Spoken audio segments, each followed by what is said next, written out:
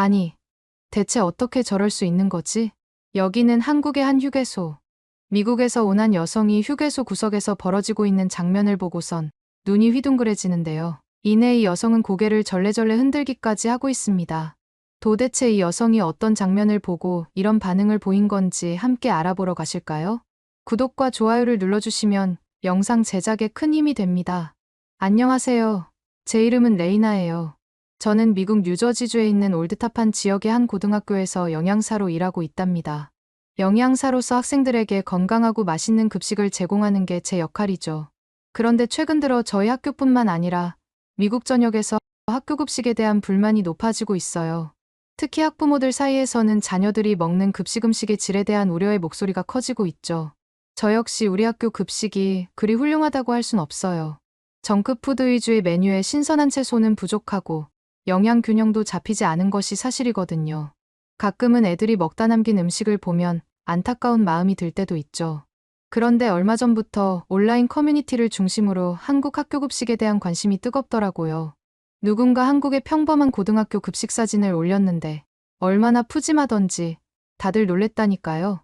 반찬이 한두 개가 아니라 서너 개는 기본이고 국과 밥은 물론이고 과일이나 디저트까지 곁들여져 있으니 교과서가 따로 없더라고요. 게다가 그 음식들의 비주얼이 훌륭해서 마치 레스토랑 같다는 평이 자자했어요. 이 소식이 미국 학부모들 사이에서 입소문을 타면서 우리 아이들도 저런 급식을 먹게 해달라는 요구가 빗발치기 시작했죠. 처음엔 그냥 누군가의 바램 정도로 치부했는데 점점 목소리가 커지더니 학교 측에 민원을 넣는 학부모까지 나타나기 시작했어요. 도대체 우리나라 학교 급식과 한국 학교 급식의 차이가 뭘까 싶어 한국 급식에 대해 찾아보기 시작했죠. 더 건강하고 맛있어 보이는 건 사실이었지만 그렇게 하기엔 예산도 인력도 턱없이 부족할 것 같더라고요. 게다가 우리나라 학생들은 급식을 제대로 먹지도 않거든요. 채소는 먹지도 않고 버리는 게 다반사고 정크푸드나 패스트푸드를 더 선호하니까요. 한국처럼 급식을 만들어봐야 먹을 애들이 없을 것 같다는 생각에 그저 한숨만 나왔답니다. 그런데 학부모들의 불만이 점점 더 거세지는 통에 이젠 외면할 수도 없게 된 거 있죠? 학교 측에서도 급식 문제를 해결하라는 압박이 심해졌거든요. 아니, 학교 학생회에서까지 급식에 한국식 치킨을 넣어달라는 요구가 나오기 시작했다니까요. 처음엔 장난인가 싶었는데 알고 보니 요즘 케이팝에 빠진 아이들 사이에서 한국식 치킨이 인기를 끌고 있더라고요. 물론 이렇게 한국식 급식에 대한 관심이 뜨거워진다는 건 어쩌면 급식을 개선할 절호의 기회일 수도 있어요. 하지만 어떤 방식으로 접근해야 할지, 무엇을 먼저 해야 할지 막막하기만 했죠. 그런데 마침 국제영양사연맹에서 연락이 왔어요. 한국에 있는 모범적인 학교 급식 현장을 견학할 기회를 주겠다는 거예요. 연수 프로그램에 참가하면 한국 급식의 노하우까지 배울 수 있다고 하더라고요. 평소 같았으면 선뜻 지원할 엄두도 못 냈을 텐데. 마침 한국 학교 급식에 대한 관심이 뜨거운 요즘이라 이건 기회라고 생각했죠. 망설일 것도 없이 프로그램에 지원했고 한 달쯤 지났을까요? 운 좋게 합격까지 했더라고요. 함께 연수에 참가하게 된 미국 각지의 영양사들을 만나니 다들 저와 같은 생각을 하고 있어서 동지애가 느껴졌어요. 알고 보니 저 말고도 모두 한국 급식의 비결 때문에 프로그램을 지원했다고 하더라고요. 직접 눈으로 보고 맛보면서 배울 수 있는 기회가 생긴 게 정말 좋았답니다. 드디어 한국행 비행기에 몸을 실었어요. 사실 한국행도 처음이지만 저는 비행기를 타보는 게 처음이었거든요. 어찌나 긴장되고 설레던지 잠도 하나도 못 잤다니까요. 비행기에서 내리자마자 제 눈에 들어온 건 인천국제공항의 넓고 깨끗한 모습이었어요. 천장이 높아 탁 트인 느낌이 들었고 공항 내부는 깔끔하고 최신식 시설들로 가득했죠. 한국에 도착해서 처음 마주한 풍경이 이렇게 인상 깊을 줄이야 상상도 못했어요. 이런 공항이라면 여행자들이 기분 좋게 한국 여행을 시작할 수 있겠다라는 생각이 들더라고요. 물론 저를 포함해서 말이죠. 계속해서 감탄하며 입국 심사대를 통과했어요. 이어서 공항에서 버스를 타고 서울 시내로 향했죠. 차창 밖으로 보이는 도시 풍경이 정말 멋있었어요. 높다란 고층 빌딩들이 빽빽이 들어서 있는데 저도 모르게 계속해서 밖을 보게 되더라고요. 특히 한강을 지나는 다리 위에서 내려다본 서울 시내 전경은 절로 탄성이 나올 정도로 아름다웠죠. 버스는 어느덧 호텔 앞에 도착했고 저는 제 방에 짐을 풀고 나왔죠. 저희는 호텔 로비에서 이번 연수의 안내사항을 전해 들었어요. 내일부터 방문 일정이 잡혀있는 고등학교가 서울에서 꽤 멀리 떨어진 강원도에 위치해 있다고 하더라고요. 그래서 버스를 타고 3시간가량 이동해야 한다는 거 있죠? 처음 듣는 지역이라 낯설기도 했지만 연수 프로그램 중에 지방학교를 방문한다는 점이 설레기도 했어요. 서울과는 또 다른 한국의 모습을 만날 수 있을 것 같았거든요. 드디어 강원도에 있는 고등학교로 출발하는 날이 되었고 아침 일찍 일어나 버스에 올랐어요. 창밖으로 서울의 도심지를 벗어나자 점점 자연 풍경이 눈에 들어오기 시작했죠. 울창한 나무들로 뒤덮인 산과 푸른 잔디가 깔린 들판이 끝없이 펼쳐졌어요. 차창에 빠져든 나머지 어느새 잠이 들었던 걸 깨달은 건 다른 연수생들이 내리는 소리에 정신이 들었을 때였어요. 주위를 둘러보니 고속도로 휴게소에 도착한 것 같더라고요. 저도 휴게소를 구경하고는 싶었지만 한국에 온다고 잠을 못 잤더니 너무 피곤해서 눈을 뜰 힘이 없었어요. 다른 분들처럼 휴게소 구경을 하기보단 버스에 남아서 잠을 더 자야겠다고 생각했죠. 잠시 후 버스에 올라탄 연수생들의 얼굴에는 신기한 듯 흥분된 표정이 가득했어요. 옆자리에 앉은 분이 제게 휴게소가 정말 깨끗하고 편의시설도 잘 갖춰져 있다며 감탄을 쏟아내시는 거예요. 심지어 음식 맛도 훌륭하다고 칭찬일색이었죠. 미국의 휴게소랑 한국의 휴게소가 얼마나 다르겠나 싶어서 저는 휴게소를 가지 않고 잠을 더 잤는데 그 얘기를 듣고 보니 휴게소에 가보지 않은 게 너무 아쉽더라고요. 다음에는 꼭 휴게소에 도착했을 때 밖을 한번 구경해봐야겠다 싶었죠. 고속도로를 달려 강원도에 있는 어떤 고등학교에 도착했어요. 버스에서 내리자마자 학교 전경에 압도되고 말았죠. 사실 시골에 있는 학교라 해서 낡은 건물일 줄 알았거든요. 제 생각과는 달리 현대식 건물에 잘 가꿔진 조경과 운동장은 시설면에선 어디를 가더라도 꿀리지 않을 것 같았어요. 특히 체육관이 크고 실용적으로 지어져 있어서 학생들이 다양한 실내 스포츠를 즐길 수 있을 것 같더라고요. 저도 고등학교 다닐 때가 떠올라 괜히 운동장이 부러웠답니다. 미국의 여느 공립학교보다 훨씬 좋은 교육 환경을 갖춘 이 학교에서 과연 어떤 급식이 이뤄지고 있을지 괜히 더 궁금해지더라고요. 학교에 도착하자마자 영양사 선생님께서는 반갑게 저희를 맞이해 주셨어요. 급식실로 안내받아 들어선 순간 깔끔하고 정돈된 주방 풍경에 저절로 감탄이 나왔죠. 주방에는 다양한 조리기구들이 구비되어 있었고 식재료들도 신선하게 보관되고 있었어요. 그런데 무엇보다 눈길을 사로잡은 건 조리사들의 움직임이었어요. 모두가 서로 호흡을 맞추며 체계적으로 일하는 모습이 인상 깊었거든요. 영양사 선생님은 급식의 모든 과정을 꼼꼼히 설명해 주셨어요. 우선 식재료 선정부터가 미국과는 전혀 비교할 수 없게 남달랐죠. 지역에서 생산되는 제철 식품들을 우선적으로 사용하고 품질 좋은 재료만을 엄선한다고 하시더라고요. 게다가 식재료를 다루는 과정에서의 위생관리도 철저했어요. 작업 구역마다 소독은 물론 식재료의 적정 보관 온도까지 세심하게 신경 쓰는 걸 보고 깜짝 놀랐죠.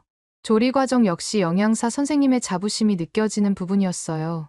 음식의 맛은 물론 영양가까지 고려해서 레시피를 개발한다고 하더라고요. 한 끼 한 끼가 학생들에게 건강한 에너지가 되도록 정성을 쏟는다는 말씀이 기억에 남았어요. 이렇게 만들어진 급식이 학생들에게 배식되는 순간을 지켜보니 저까지 뿌듯해지더라고요. 학생들은 생각한 것보다 더 즐거운 표정으로 급식을 받아 맛있게 먹고 있었죠. 급식을 직접 맛볼 기회가 주어졌는데 저는 그 맛을 보고 깜짝 놀랄 수밖에 없었어요. 제가 운영하고 있는 미국 급식과는 차원이 달랐거든요. 우선 비주얼부터 정말 조화로웠어요. 반찬들 역시 채소류와 고기류가 골고루 어우러져 있었죠. 살면서 한식을 접해본 적이 거의 없는데도 맛있게 먹을 수 있더라니까요. 급식실을 나온 뒤에도 영양사 선생님은 친절하게 한국의 음식 문화에 대해 설명해 주셨어요. 저는 한국 음식에 대해 잘 몰랐던 터라 귀가 쫑긋해질 수밖에 없었죠.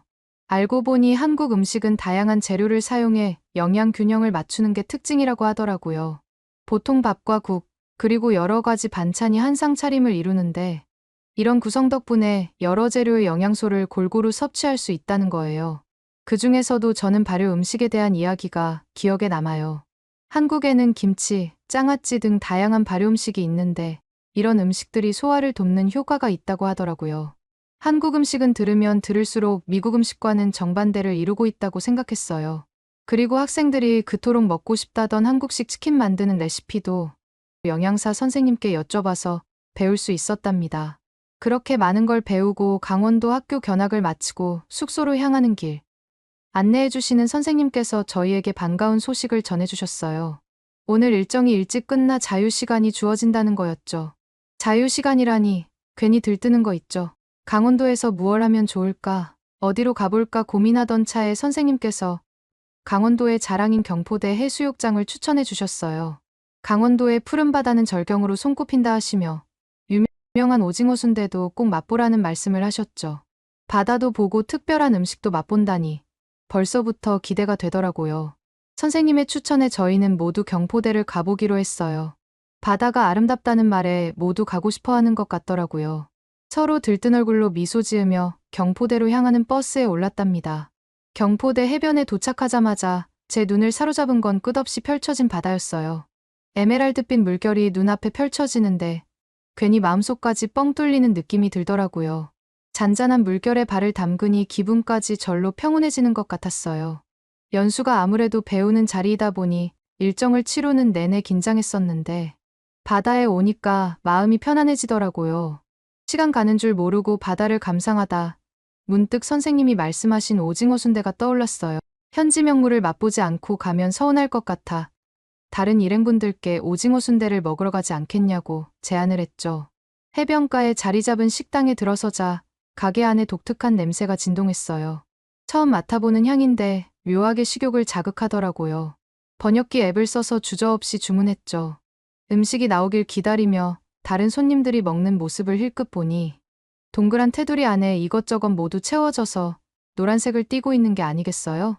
순대라는 음식은 상상도 할 수 없었는데 제 앞에 놓인 오징어 순대를 보고 저는 살짝 당황했어요. 비주얼이 쉽게 젓가락질을 할 수 있게 하는 비주얼이 아니었거든요. 오징어 몸통 안에 알 수 없는 것으로 속을 꽉 채운 듯한 신기한 음식이었죠. 호기심 반 의구심 반으로 젓가락을 들었어요.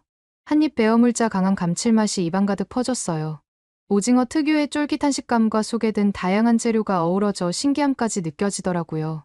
겉은 쫄깃쫄깃하면서 속은 여러 가지 속재료들이 어우러져 살짝 짭짤하면서도 고소하니 계속 순대가 입으로 들어갔어요. 마음이 한껏 여유로워진 저는 호텔로 느긋하게 걸음을 옮겼어요. 하루를 알차게 보낸 터라 호텔방에 누워있자니 피곤이 밀려오는 게 느껴졌죠. 편안한 침대에 몸을 맡기고 눈을 감으려는데 갑자기 배에서 꼬르륵 소리가 들리는 거 있죠? 분명 오징어 순대를 먹었는데도 걷다 보니 금방 소화가 된 모양이더라고요. 시간을 확인하니 벌써 밤 10시가 넘어가고 있었어요.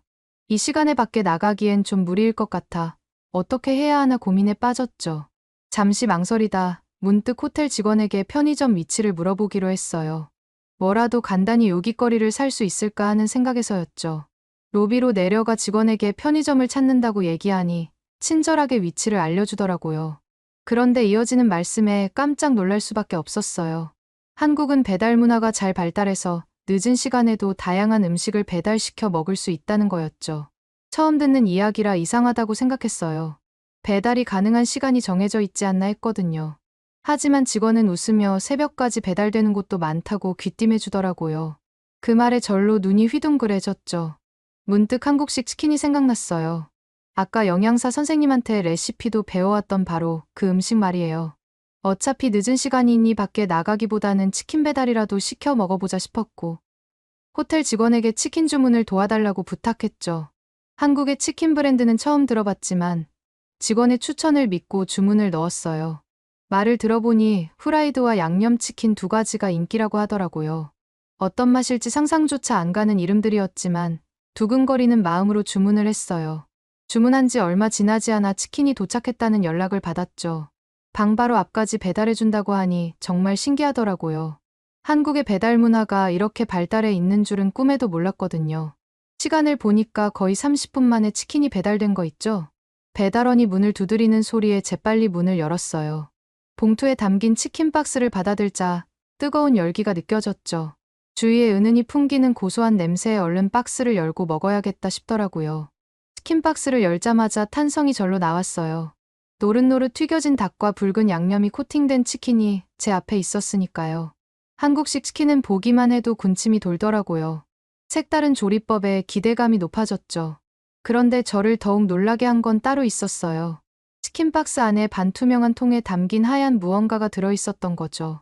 처음 보는 음식이라 되게 궁금했어요. 물어볼 곳이 없어서 카운터에 전화를 걸어서 호텔 직원에게 물어봤고 재밌는 답변을 들을 수 있었답니다. 그 정체는 물을 절인 치킨무라는 거였어요. 피클과 비슷한 음식이라는 거 있죠. 한국에선 치킨과 함께 치킨무를 곁들여 먹는 게 일반적이라고 하더라고요. 기름진 맛을 중화시켜주는 역할을 한대요. 호텔 직원의 말씀대로 치킨무를 곁들인 치킨을 맛보기로 했죠. 치킨의 바삭한 식감과 부드러운 속살이 입안 가득 퍼지자 절로 감탄사가 흘러나왔어요.